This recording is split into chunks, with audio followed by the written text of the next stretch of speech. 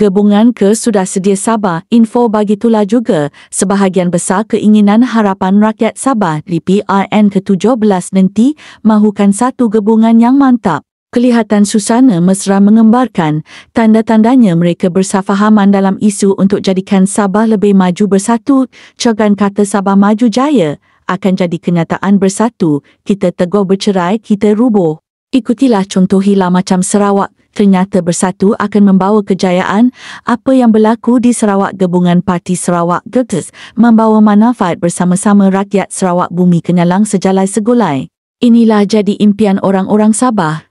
Rasa berbangga dan menyaburui kemajuan negeri Sarawak, bumi Kenyalang dan bersatu padu berbilang kaum agam dan bangsa hidup aman makmur. Harmoni sejahtera terbilang di rantau ini. Alangkah bahagia hidup mereka dengan hasil perjuangan rakyat dan para pemimpin mereka Sarawak di mata dunia, khasnya di Malaysia.